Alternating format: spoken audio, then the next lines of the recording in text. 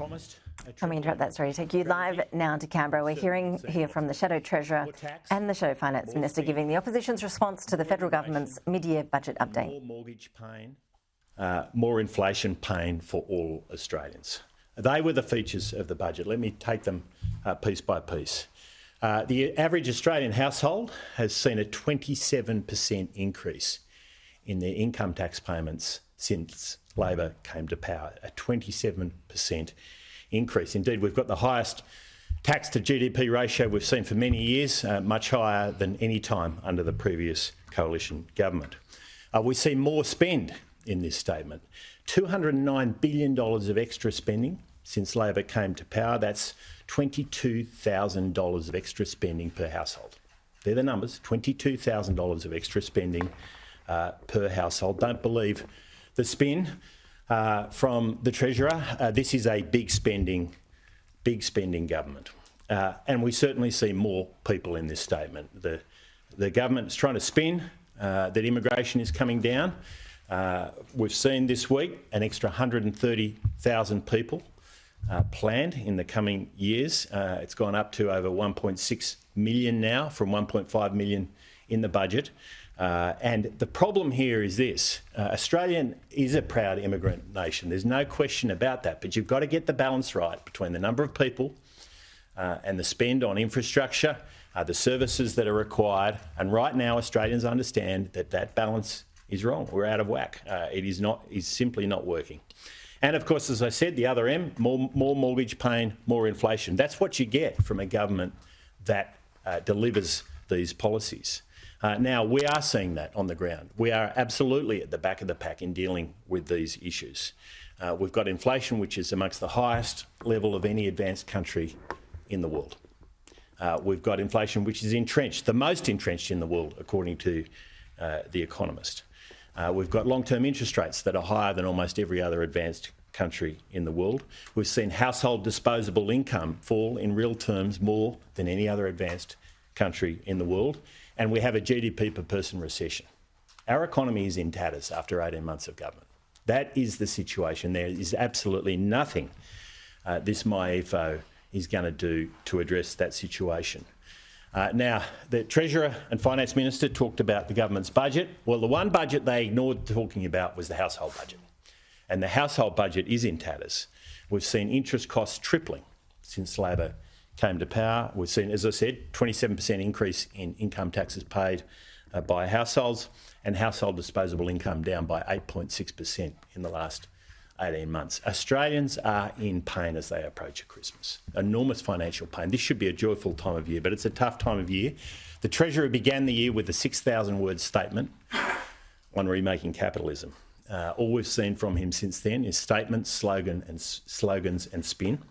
But we're not seeing what we really need, which is measures taken to get to the source of the problem here, which is to take pressure off inflation, take pressure off interest rates, and in the process, take pressure off hard-working Australian families who are doing it tough. On that note, I'll ask Jane to make some comments. Thanks, Angus. Well, it's going to be a very tough Christmas for a lot of Australian families, and that's because this is a government that clearly has the wrong priorities.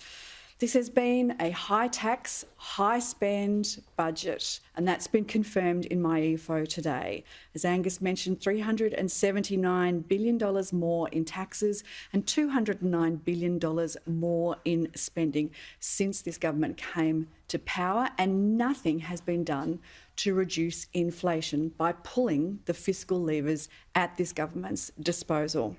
In fact, MYEFO confirmed today that inflation is going to remain higher for longer. Let's be very, very clear. The government is asking you to pat them on the back for not spending money, not spending revenue that they weren't expecting and that there was no policy to create. They're telling you that they have saved and reprioritised. Well, a saving is not a saving if you're spending it on something else. Reprioritisations is simply a fancy way of saying we've spent the money on something else.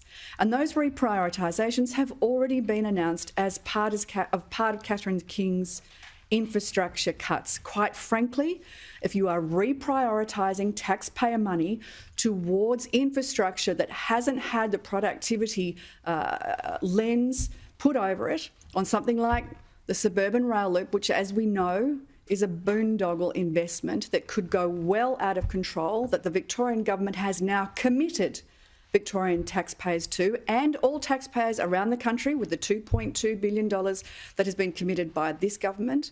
If that is considered productive infrastructure investment, well, I've got some swamplands that I'd like to sell you to. Savings are not savings if you spend them elsewhere.